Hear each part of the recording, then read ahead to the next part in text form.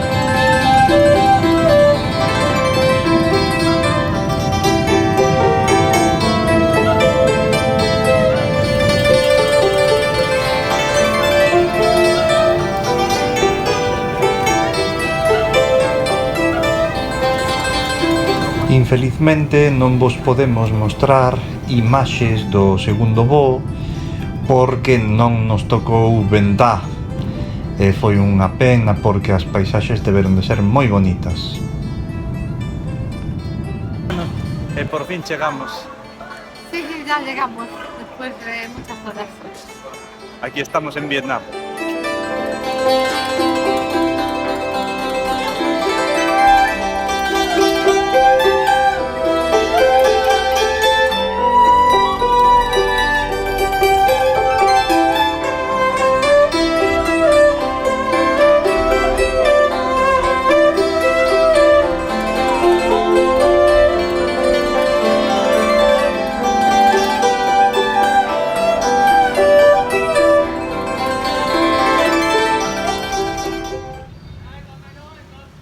Nada máis chegar a Hanoi, saímos a dar unha voltiña e a cear, e as imaxes que vos presentamos agora son un adianto do que imos ver mañá e pasado nesta cidade que promete moitísimo e que, por certo, debe de estar en festas. Que animación, María! Es la noche de Hanoi.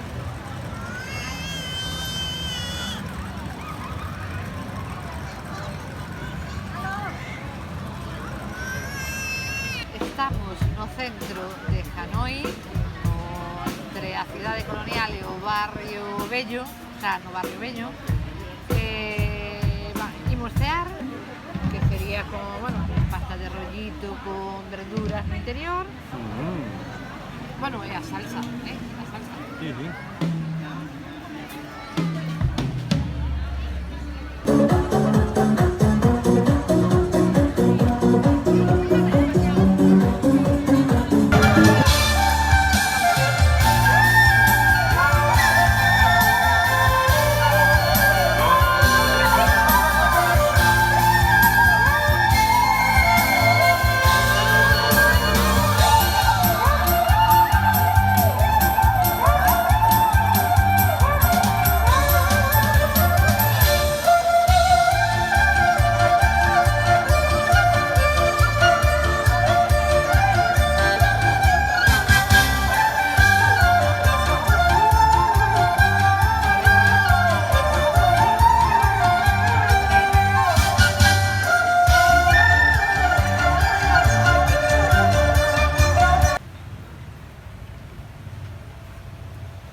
Gin tonic vietnamita, María.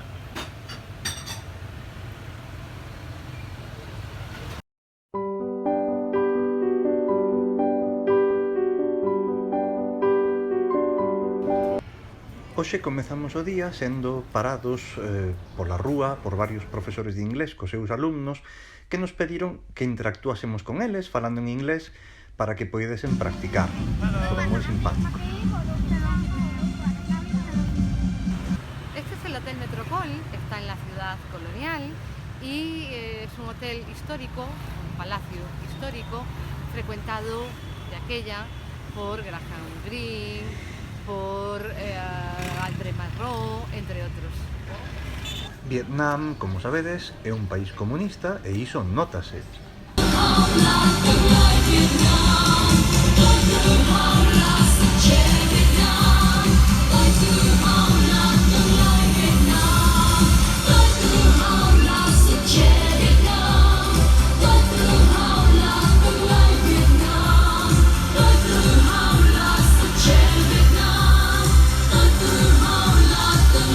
Oficialmente Vietnam é un país comunista e, por tanto, ateo. Porén, hai unha serie de relixións que se practican asiduamente, dentre as cales destacan o budismo, o confucianismo e incluso o cristianismo por influencia dos franceses.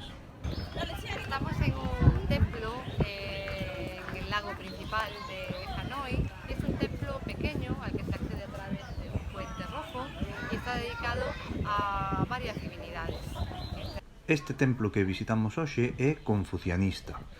O confucianismo, como xa dixemos, é unha religión moi importante en Vietnam e caracterízase, entre outras cousas, por venerar os antergos familiares.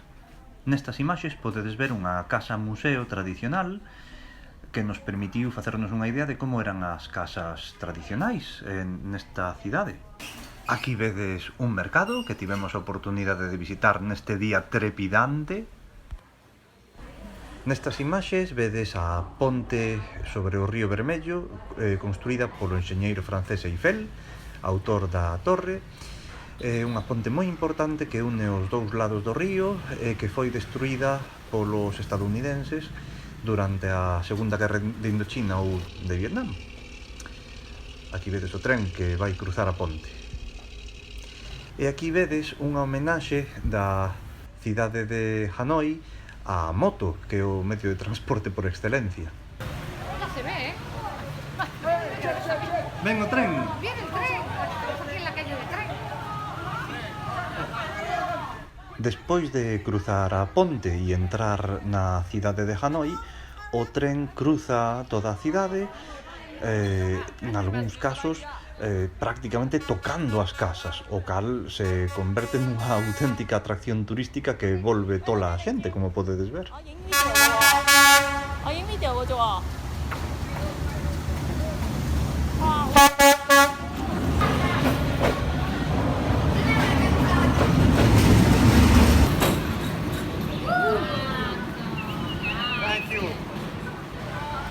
Por aquí é por onde pasa o tren Coruña-Ferrol. Vai vir agora o das 3:30. Aquí tedes a Catedral Cristiana de San Xosé, en estilo neogótico.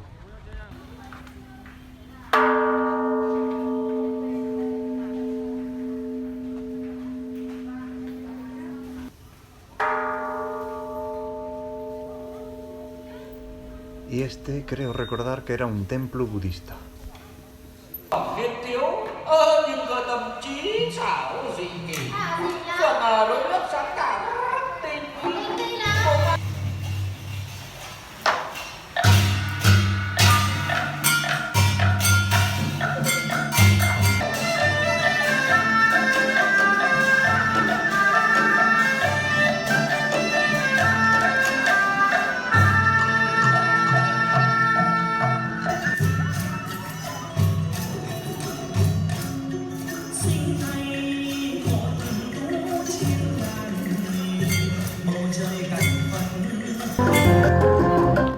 E pola noite, de novo, festa rachada. Festa rachada. Las fiestas del Cristo en Hanoi.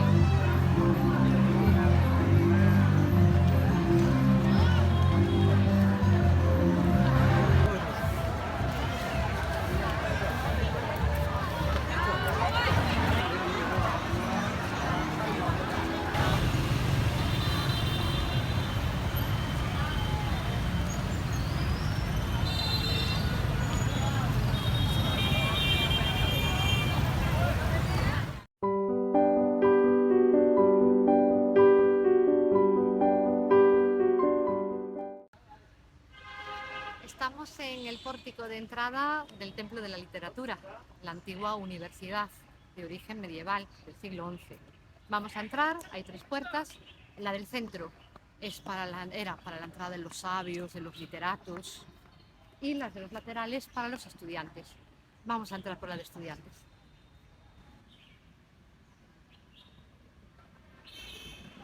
El agua simboliza, en estanques, el pozo del saber.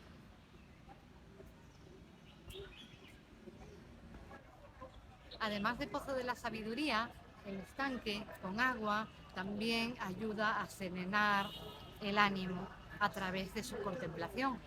Algo así parecido a lo que ocurre con el arte islámico y el agua.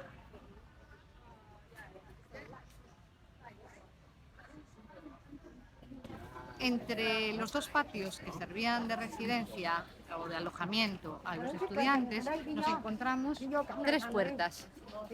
La del centro es la de la lealtad, la de la izquierda el talento y la de la derecha la moralidad. Elegir por dónde vamos a entrar. A lingua vietnamita escribiuse tradicionalmente con caracteres chineses pola influencia do Imperio Chinés, pero modernamente, por influencia dos portugueses e dos franceses, adoptou o alfabeto latino e é unha das únicas linguas da rexión que utiliza este alfabeto. Por iso, moitas das inscripcións que vedes nas imaxes están aparentemente en chinés, pero en realidade están en vietnamita escrito con caracteres chineses exactamente igual que o alemán ou o sueco están escritos con caracteres latinos, aínda que non teñen nada que ver coa lingua latina. É moi habitual que unhas linguas empresten os sistemas de escrita doutras linguas. Pasa o mesmo, por exemplo, tamén co persa, que utiliza o alfabeto árabe. E non pasa nada, aínda que non ten nada que ver co árabe.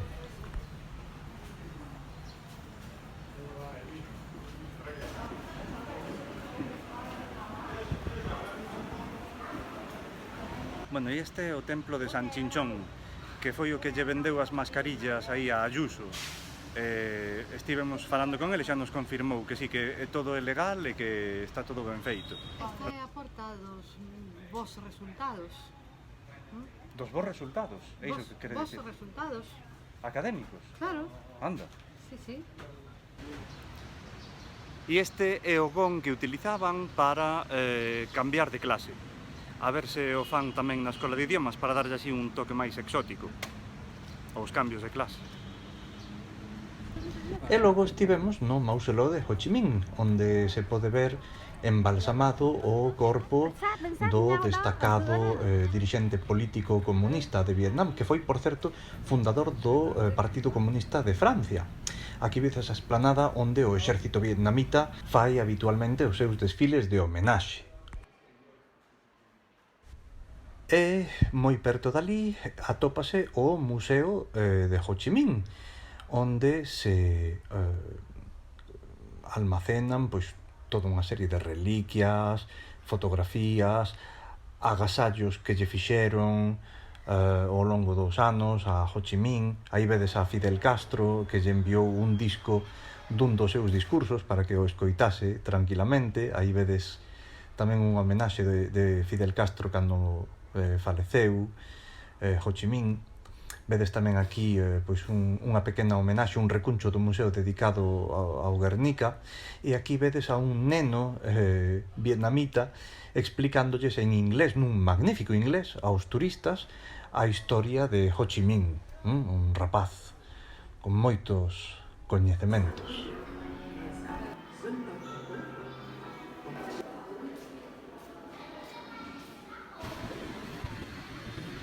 Despois do atracón ideolóxico, nada mellor que un tranquilo paseo pola beira do mar para admirar esta magnífica pagoda que é a máis antiga da cidade de Hanoi, para relaxarnos e admirar as fermosísimas vistas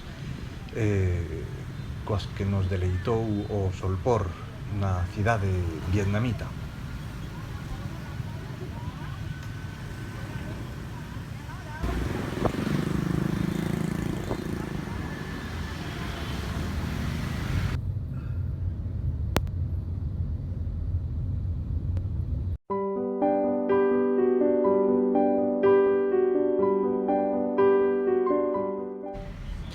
Dedicamos o día de hoxe a desprazarnos desde Hanoi ata a bahía de Halong, onde collimos un barco para facer un pequeno cruceiro de 24 horas, pouco máis de 24 horas, para descubrir a maxia desta bahía que é unha icona do turismo internacional. Hola. Hola, estamos en nuestra camarote del crucero. Caray, Es una María, pasa. caray.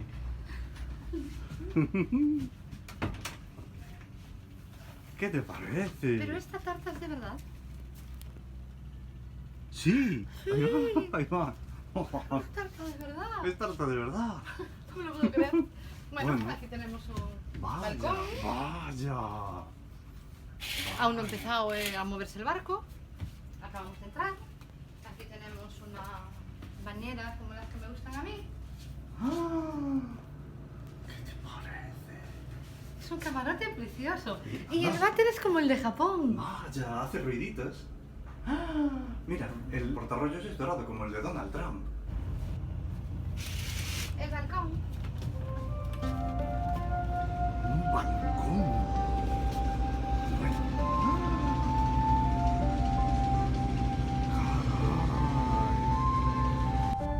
bahía de Jalón está composta por case 3.000 illas, moitas delas simples peñascos, e teñen orixe secundario, non? Son da era secundaria e de rocha caliza ou calcárea, como se observa, non? Por iso atopamos covas, grutas, arcos, pináculos, propio deste tipo de formacións. Os nomes das illas nacen da imaxinación dos mariñeiros como forma de localización de algúns puntos. Por exemplo, a illa do Galo, a illa da Tartaruga, a illa do Can, a da Cabeza de Búfalo, non? Polas formas diferentes destas rochas. Existen varias lendas sobre a formación da bahía, tanto na mitoloxía vietnamita como na chinesa. Unha destas lendas conta que un dragón primixenio, cos seus coletazos e as súas garras, fragmentou e sembrou de pedras toda a bahía de Jalón, máis exactamente Jalón, é dicir, donde o dragón afundiu. Segundo outra lenda, as illas da bahía son perlas encantadas espalladas por un sinfín de dragóns para destruir unha gran flota inimiga que se dispoñía a invadir o país de Viet.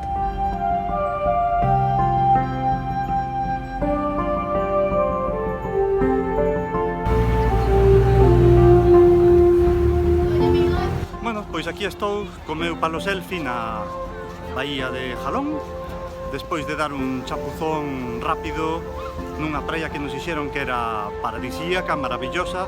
E a vos, que vos parece? Que vos parece todos estes chineses que están aquí de vacacións e que veñen á praia, que pensan que isto é o máis do máis? Iso é porque non coñecen as praias do Morrazo, non coñecen as praias do Morrazo, me cajo na mar. Todo ateigado de xente que parece a praia de Riazor en hora punta, Iso sí, todo moi bonito e a auga verdadeiramente moi quente.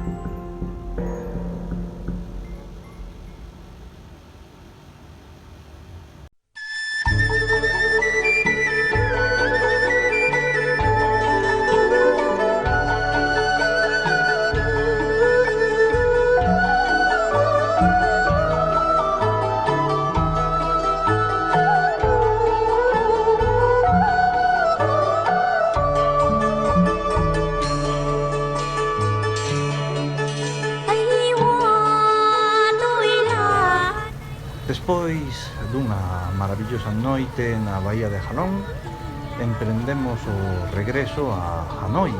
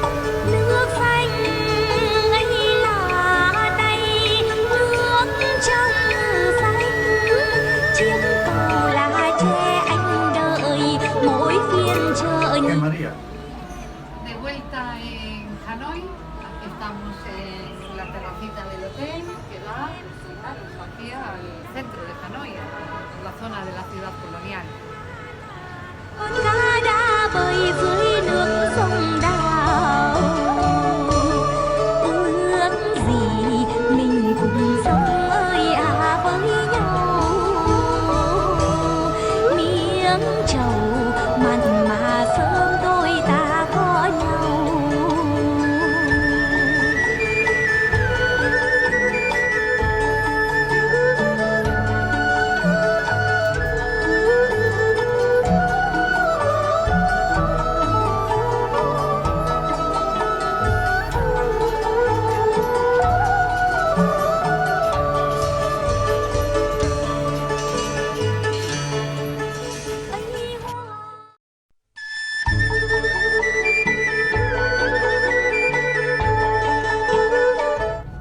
E alá imos de novo coller un avión. Moi cediño, ás 3:30 da mañá xa estábamos en pé, camiño do aeroporto, e chamounos a atención como nos mercados xa estaba todo a tope. Bueno, pois marchamos de Hanoi cara... Da Nang, bueno, aeroporto de Da Nang, pero cidade de Hoi An. Tivemos que despertarnos ás 3 da mañá para estar aquí agora. Là con thương sao ơi à, bờ cái duyên có dù hỡi, tôi ơi hỡi bờ cái duyên có dù hỡi, bướm lượn là bướm ơi à nó bay, bướm dạo là bướm ơi à nó bay, nước xanh ấy là đây, nước trong xanh, chiếc cầu là tre anh đợi, mỗi phiên chợ nhìn thấy em vội bước qua, soi bóng em xuống nước sông Đào.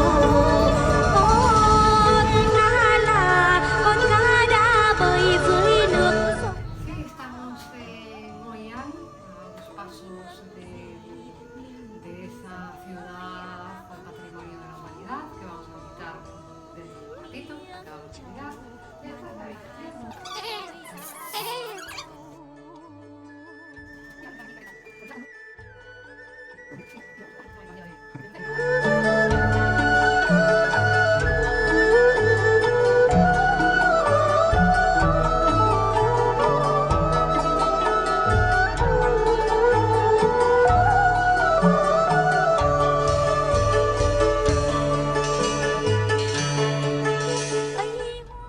Hoi An, como xa dixemos, ten un casco histórico declarado Patrimonio da Humanidade pola UNESCO. Nas súas rúas atopamos un gran número de edificios históricos, templos, pagodas e antigas casas de madeira tradicionais. Moitas destas casas pertencían a ricos comerciantes. Nestas casas tradicionais seguen vivindo os descendentes daqueles comerciantes. De feito, algunha das casas atopamos a un anciá dormindo nun banco de madeira na súa sala de estar, ou tamén algunha familia comendo e facendo barullo na súa cociña. Moitas destas tradicionais casas de madeira convertéronse en fermosos museos e tamén en tendas e restaurantes. Tamén de madeira e espectaculares son os edificios que tiñan unha función pois de comuna ou de concello, de asamblea de veciños. Con cá đã bơi dưới nước sông Đào, ước gì mình cùng sông ơi à. Tamén visitamos nas principais rúas de Hoi An algúns edificios históricos que tiñan como función reunir aos comerciantes para os diferentes tratos e acordos. Ơi à với nhau miếng trầu mặn mà sớm tối ta có nhau.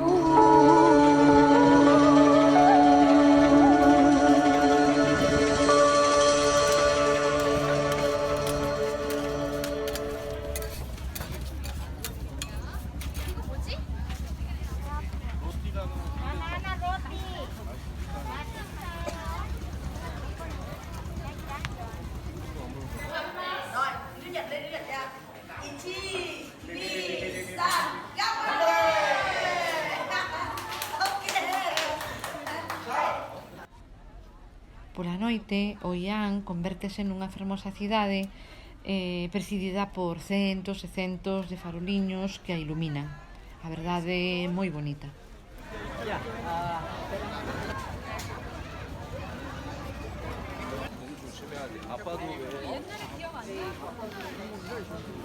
Y por la noche mi tequila sunrise.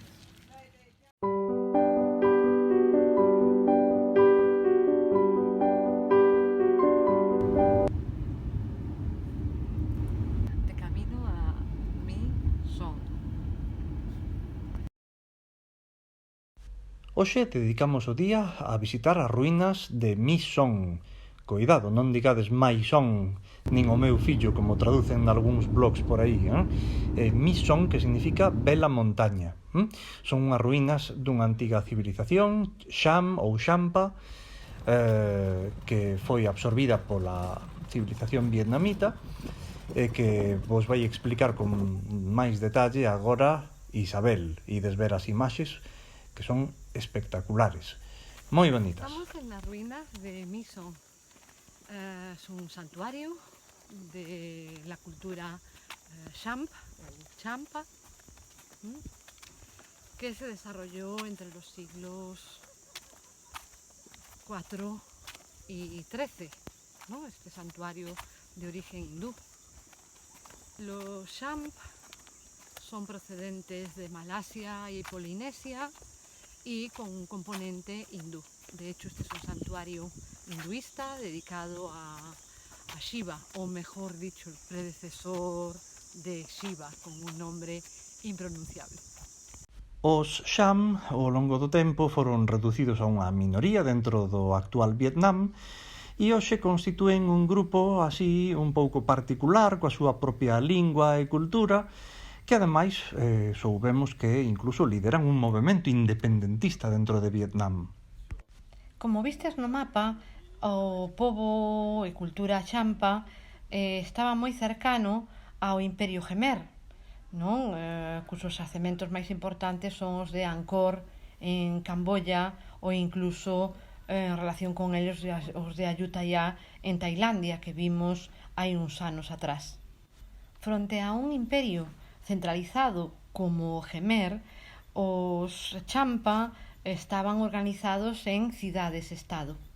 O santuario foi descuberto a finais do século XIX en plena selva por un grupo de arqueólogos franceses que fixeron pois unha labor de excavación, de restauración, de clasificación e incluso de traducción das estelas que existen no xacemento en sánscrito. Aquí é importante remarcar o feito de que este pobo utilizaba o sánscrito como lingua porque adoptaron o hinduismo como religión e como cultura, aínda que, como xa dixo Isabel, étnicamente era un pobo de orixe austronesia. O complexo arquitectónico de Mi Son consta realmente de 10 conxuntos en total, de plano cuadrado, e cada conxunto repite as mesmas partes. Todos teñen un recinto que rodea o conxunto, unha entrada, gopura, un santuario principal, khalang, e edificios para o culto e sala de asembleas. Os exteriores dos edificios están moi decorados con relevos, columnas, todos formando importantes entrantes e saíntes. O material utilizado é principalmente o ladrillo que se unía cunha resina orgánica. Logo hai 2 templos con pedra e, sobre todo, tamén madeira. Atopamos un dos cráteres visibles dos bombardeos dos B-52 durante a Guerra de Vietnam.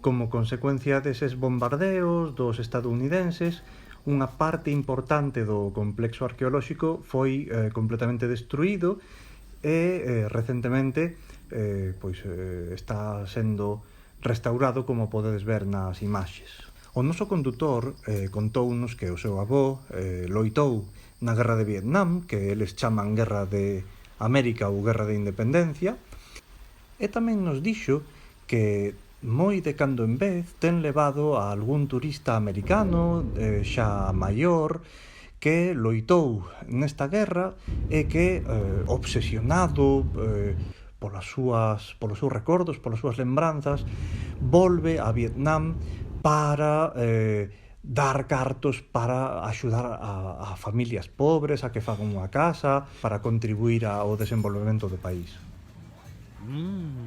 Rico, rico.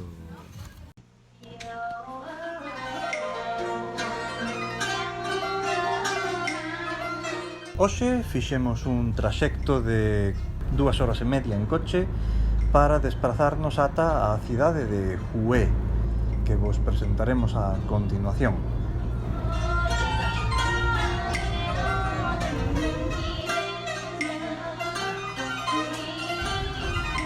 Estamos en Hue, ciudad imperial.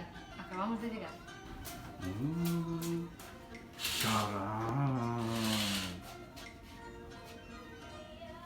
¡Hala!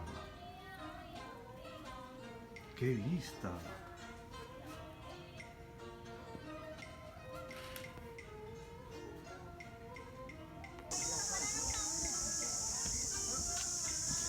Cando Vietnam asimilou a cultura Cham ou Champa da que vos falamos onte, o país resultante era moito máis grande, estendíase cara ao sul, moito máis, e, por tanto, o emperador decidiu trasladar a capital de Hanoi a Hue, que se convertiu, por tanto, pois, na capital imperial, na que construíu a cidadela que visitamos hoxe.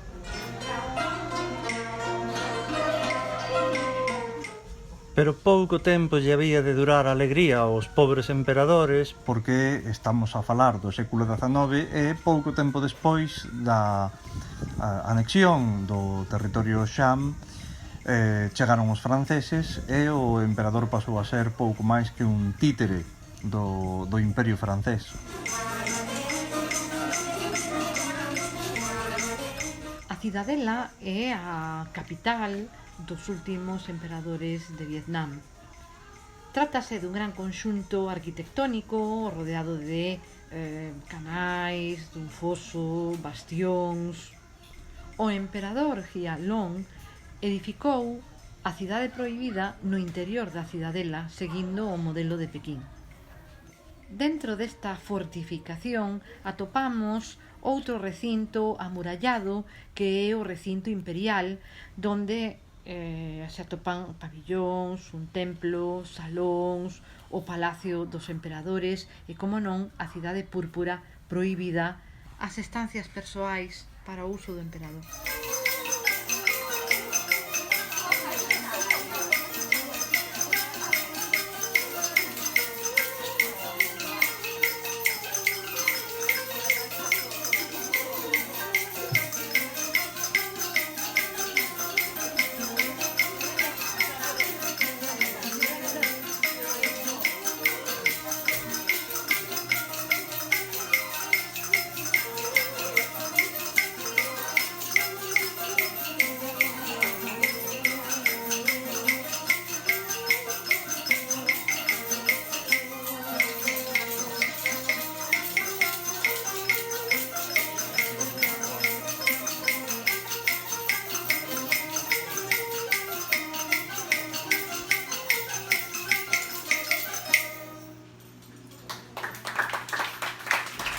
O conxunto arquitectónico fusionase con xardíns e estanques.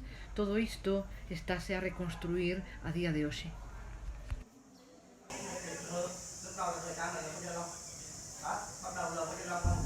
Despois de visitar a cidadela, desprazámonos a visitar a tumba do emperador Ming Man.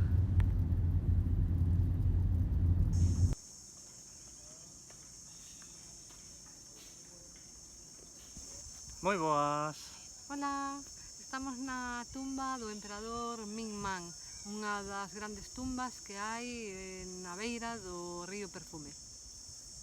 Bueno, a tumba garda un eixo axial. Entrase polo oeste, se sigue unha serie de escalinatas, os lados pabillóns, os lados estanques, para finalizar ao oeste, onde está a propia tumba, co significado da morte. Neste tipo de arquitecturas buscábase lograr a armonía entre a natureza, os deuses e a obra dos homes. Conxuntos arquitectónicos están influenciados polas tumbas chinas da época Ming.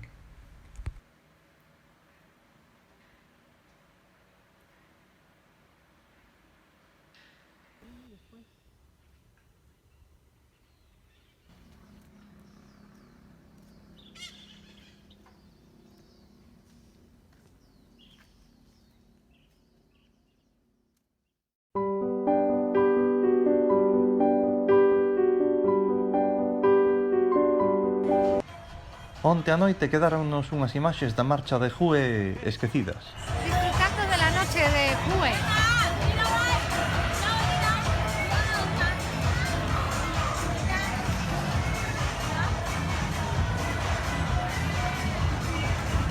E xa pola mañá, de novo cara ao aeroporto. Bueno, pois aquí estamos outra vez de aeroportos, camiño de Fukuoka, facendo escala en Ho Chi Minh.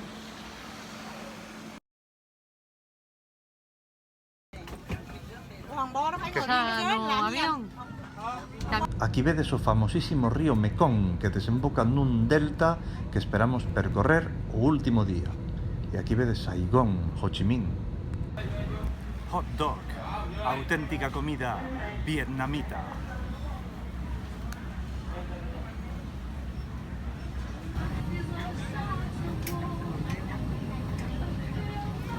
Outro avión.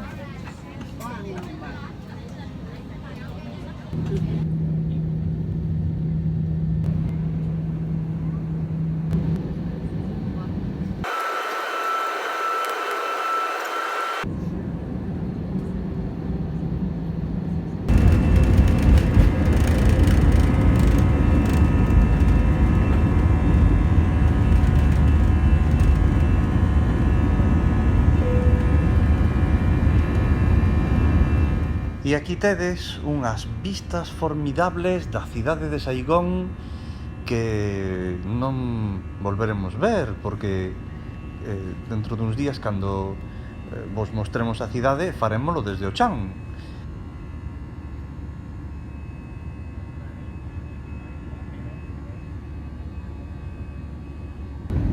E aquí nos tedes chegando á illa de Phuket por fin, onde se supón que imos pasar 3 días de sol e praia, pero lamentablemente, como estamos na época húmida, pois nos tocou chuvia. Bueno, xa chegamos á illa de Fukuoka, estamos nun resort para descansar uns días, 3 días, e esta é a habitación, bueno, mira mi cama tan grande, unha cheslón, tamén para descansar. E logo tamén temos aquí a terraza, que non sei como...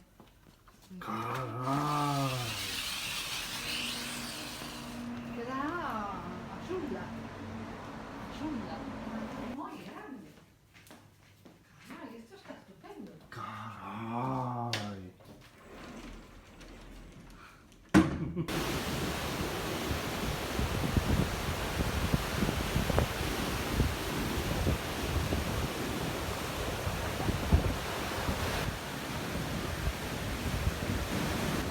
Que María, vai calor. Un tifón, un tifón.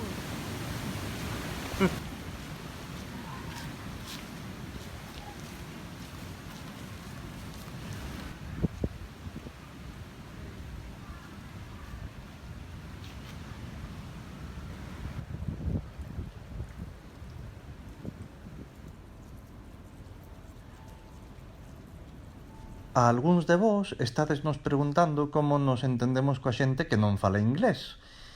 Vou vos mostrar 2 truquiños que estamos utilizando estes días. Un é a app de Google Translate, que funciona de maravilla. Enfocas o texto en vietnamita e tradúcecho ao galego sen ningún problema en tempo real. Non é un truco, é de verdade. Gravei a pantalla tal e como se estaba vendo, vedes? Aquí vedes outra vez, enfócase, esperades un segundo e traca! E aparece o texto na pantalla en galego ou no idioma que queirades. E o outro é, cando necesitamos falar con alguén, falamos e a ferramenta traduce automáticamente. Bos días, parece que hoxe está chovendo. Chào buổi sáng, có vẻ như hôm nay trời mưa. Ceando no italiano.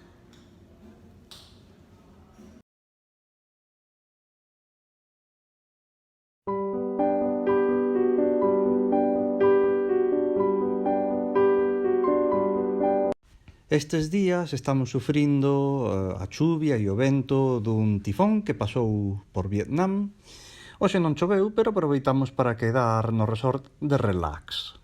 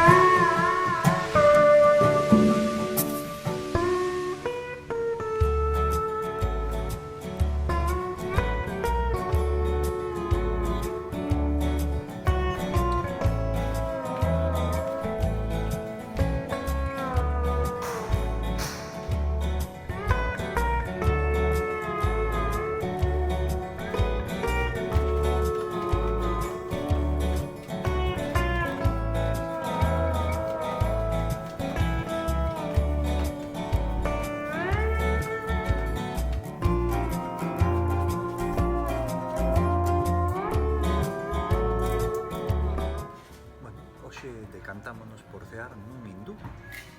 Non moi forte, pero certamente contundente. Podedes ver a comida aquí.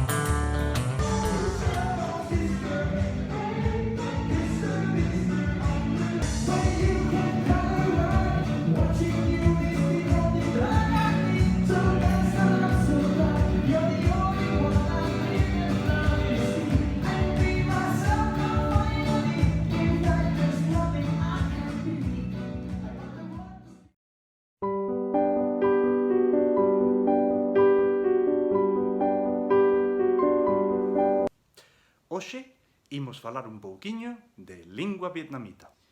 Históricamente había dúas maneiras de escribir o vietnamita.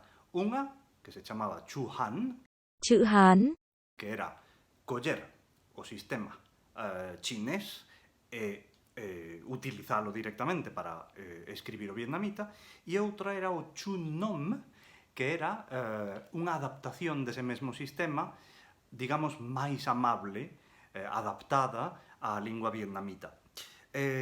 No século XVII, cando chegaron os europeos, os portugueses a Vietnam e empezaron a evangelizar, pois consideraron interesante introducir unha maneira de escribir que lles fose máis amigable, máis familiar. E por iso os portugueses, concretamente un misioneiro xesuíta que se chamaba Francisco de Pina, adaptou o alfabeto latino á lingua vietnamita. Un alfabeto que se chamaría Chu Quoc Nu, non sei se o pronuncio ben, chữ quốc ngữ, que é o alfabeto, máis ou menos, que se utiliza hoxe en día para escribir o vietnamita.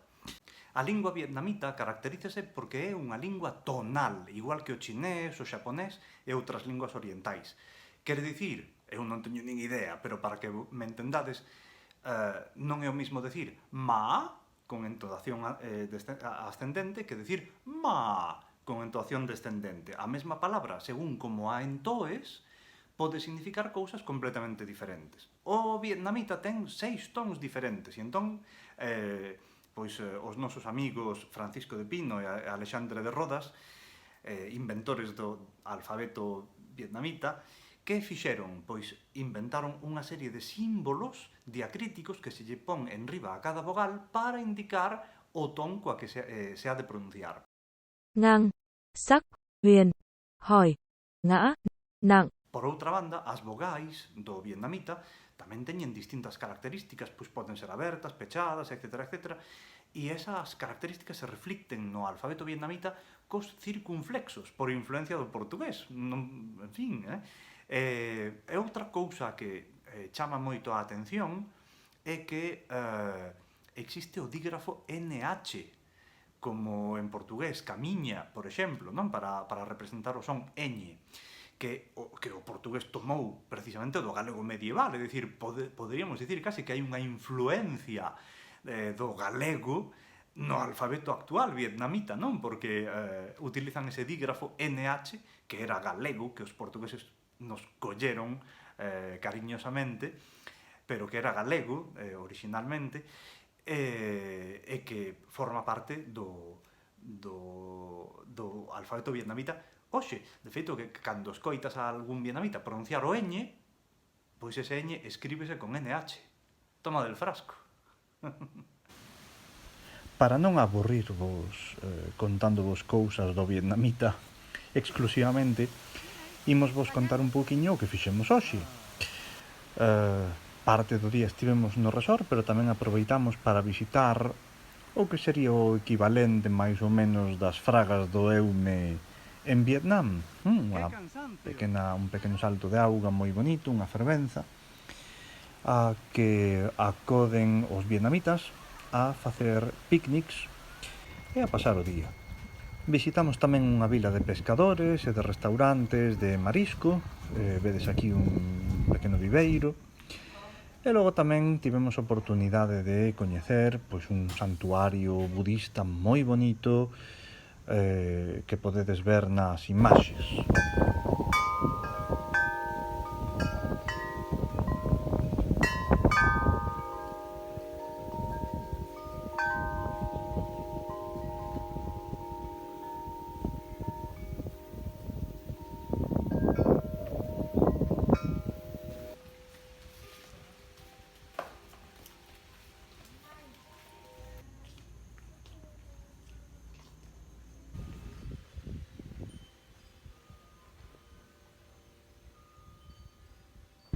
Estivemos tamén nunha granxa de perlas que visitamos rapidamente, aínda que non vos mostramos imaxe, e rematamos o día cunha visita moi rápida a unha praia moi chula que había no sur da illa.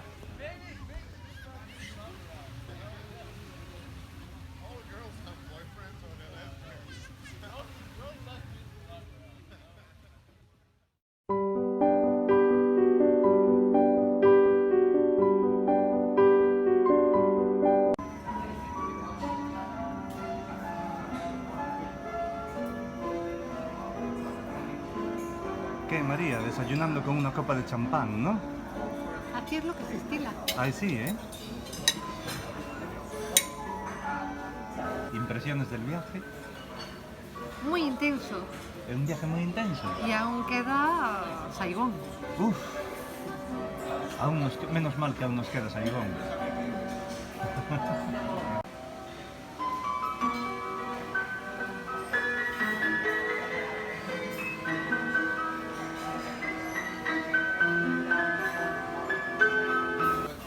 Hoxe caeu un pequeno chaparrón pola mañá, así que despois de almorzar pasamos un anaco na habitación, pero así que pasou a chuvia, saiu o sol e desfrutamos o resto do día dunha xornada de sol, piscina e praia.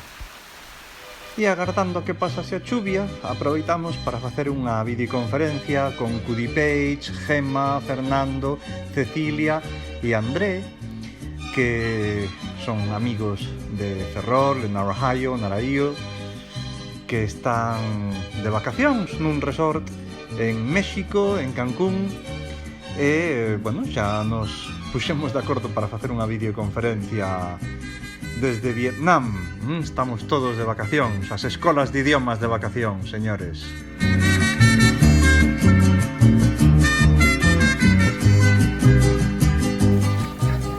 ¡Qué bien!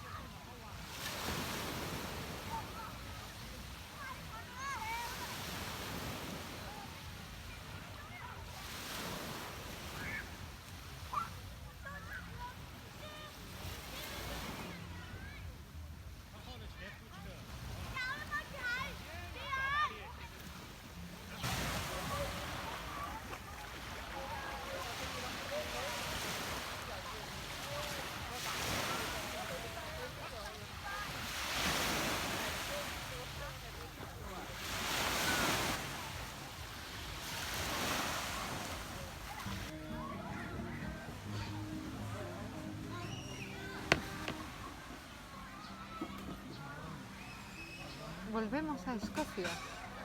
Pedí una caña y me trajeron esto, una pinta.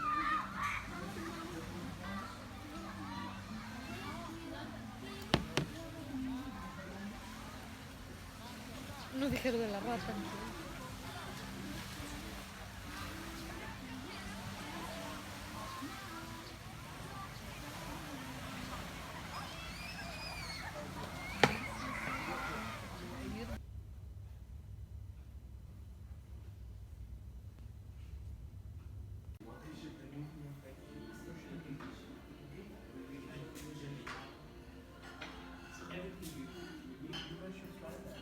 Que María. Hoy hindú.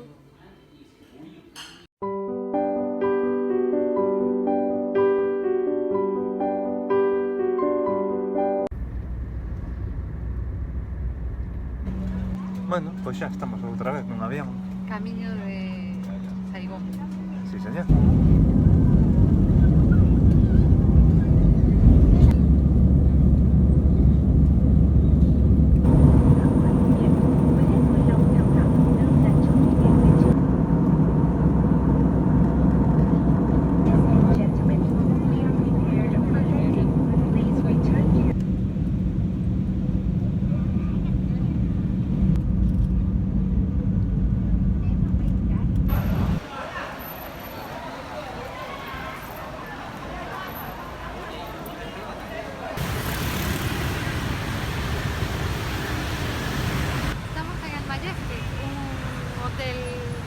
Histórico de aquí de Saigón, de los años 50, colonial.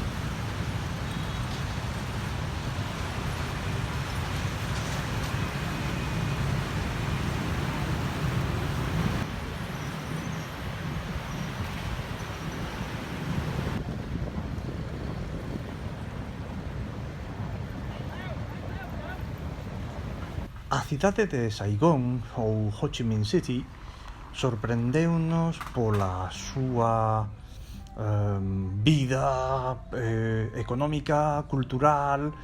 É unha pasada de cidade moi interesante, e desde esta torre Vitexco pódese apreciar o skyline, os edificios, en fin, pois todo o que medrou esta cidade nestes últimos anos, non?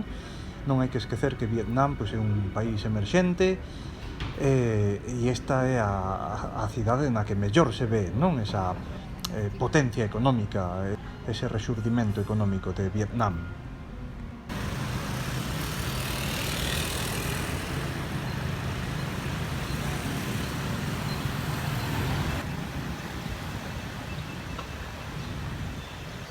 E aquí tedes o edificio da Ópera de Saigón, feita polos franceses, seguindo naturalmente os cánones parisinos da arquitectura francesa. No famoso Hotel Carabel aloxábanse os reporteiros ou corresponsais de guerra. A Casa do Concello de Saigón, ou Hotel de Ville, foi feito tamén, como é evidente, polos franceses. Pódese apreciar a partir da súa feitura, da súa arquitectura de tipo colonial. E xusto diante do Concello tedes unha estatua, outra, de Ho Chi Minh, o pai da patria, que foi o presidente de Vietnam do Norte durante a Guerra de Vietnam.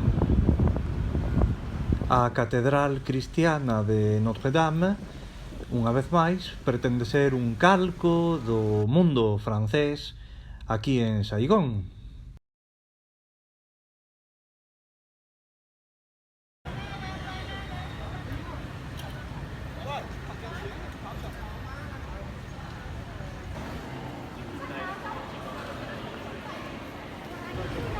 E este é o Palacio da Independencia, que era o edificio do goberno do sur de Vietnam, e que loitou contra o Vietcong coa axuda dos estadounidenses. Aquí vedes as dependencias nas que se reunían cos diplomáticos, etc. Aquí, en fin, as dependencias nas que vivía o presidente, coas súas estancias privadas, etc., etc. Aquí vedes o acceso ao búnker do presidente e todos os mapas e as salas de comunicacións e os trebellos de comunicacións desde onde controlaban o desenvolvemento da guerra en contra do norte. E finalmente visitamos o Museo da Guerra de Vietnam, no que se amontonan pois distintos trebellos que lle foron confiscados aos americanos unha vez que estes perderon a guerra, helicópteros, avións, bueno, vedes aí carros de combate, de todo, non? Dentro do museo non sacamos fotos por respecto, porque, bueno, pois propoñen unha colección de imaxes terribles da guerra.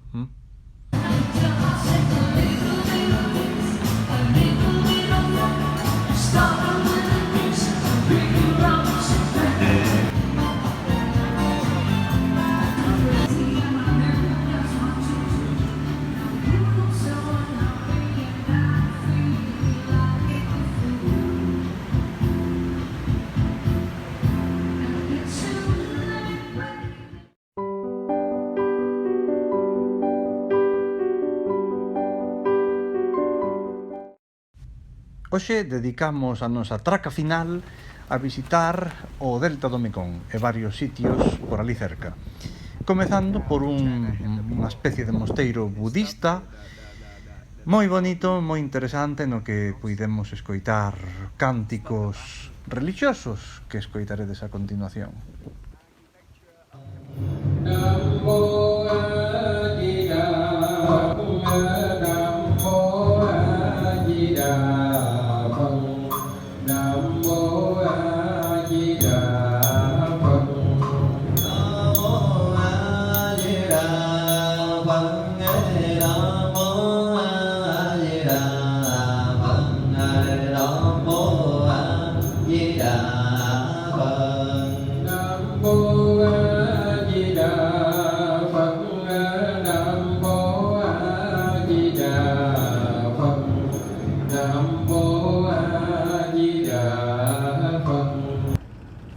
A continuación, embarcamos cara a illa do...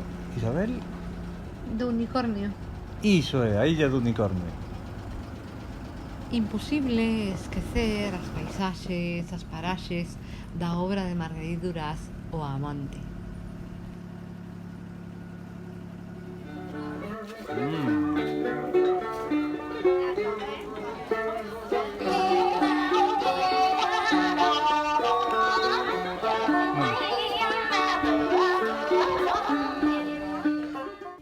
Nesta illa teñen montada toda unha industria turística emerxente en base a, bueno, xa vedes, a espectáculos musicais de dubidosa calidade, venda de froitas e de merchandising aos turistas. E o que é máis espectacular son os paseos polo delta do Mekong en barco tradicional.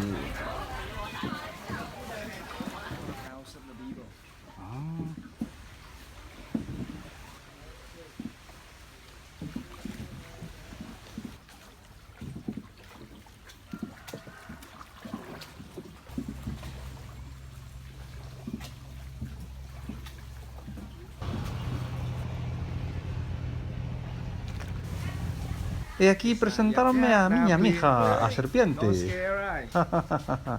Moi simpática. Doume un pouco de pena, pobriña, porque teñen para amosarlle aos turistas. Pero bueno, está ben mantida.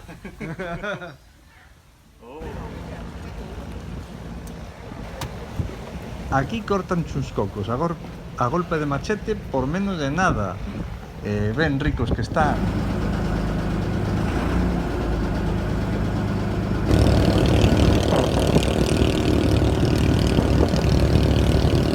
Escoller uns cocos vos mesmos, servídevos. E se queredes un licor de serpe, pois adiante. Nós, personalmente, pasamos.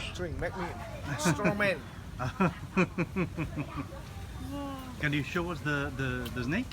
Yeah.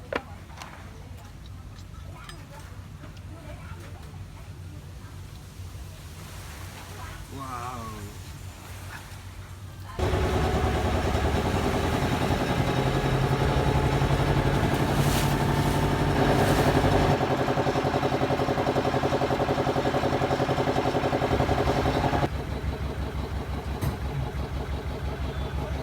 E ali no chiringuito onde comimos, pois tiñan un pequeno criadoiro de can codrilos, xa sabedes, estes cans que son tan perigosos. Pero estes eran crías, estaban dormindo, algúns coa boca aberta, pobriños. Eran simpáticos.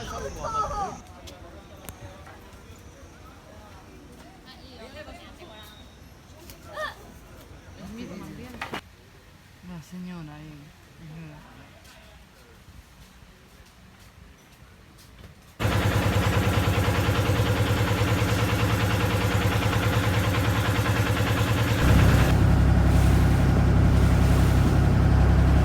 Aquí tedes o equivalente da ponte de Rande no Mekong. Bueno, señores, e esta foi a última noite en Vietnam. Mañá emprendemos o regreso cara a Madrid vía Doha, Qatar. Saudaremos ao rei emérito pasando por enriba de Abu Dhabi, se queredes. Da vosa parte, unha aperta forte. ¡Qué bien, María!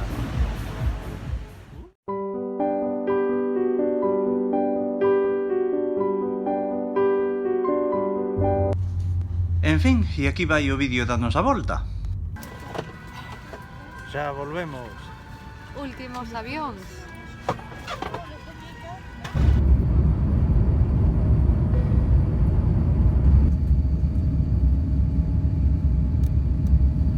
Non hai maneira de mostrar imaxes da India, que debe de ser preciosa, ou porque non nos toca ventá, ou porque está nubado.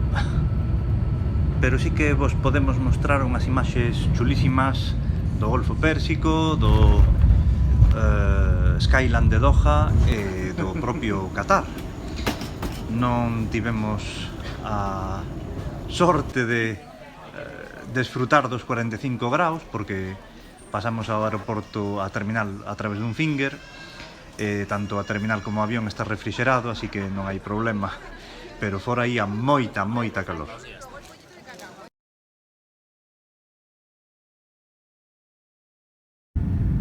A parte de organizar o Mundial de Fútbol o ano pasado, os cataríes xa non saben que facer con tantos cartos e agora dedícanse a construir illas artificiais por todas partes.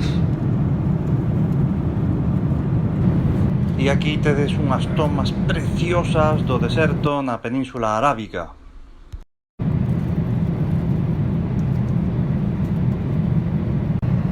O Golfo de Aqaba, perfectamente recoñecible desde o avión.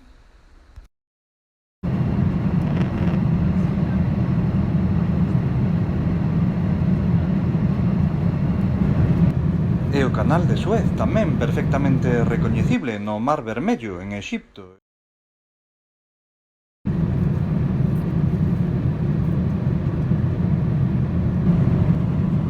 A desembocadura, ou polo menos unha delas, do río Nilo, no delta do Nilo, moi perto da cidade de Alexandría, da que tedes unha toma a continuación, moi chula.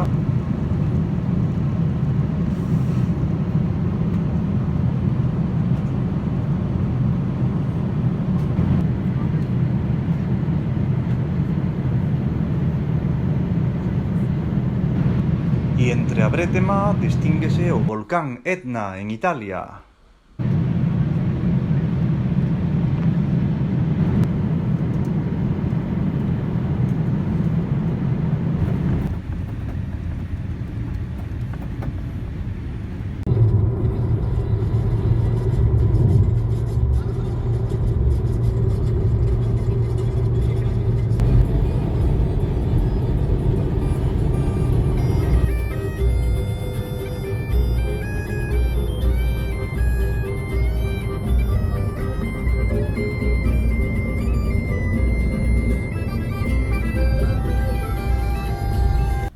E nada máis, aquí temos unhas imaxes finais que nos foron quedando da viaxe.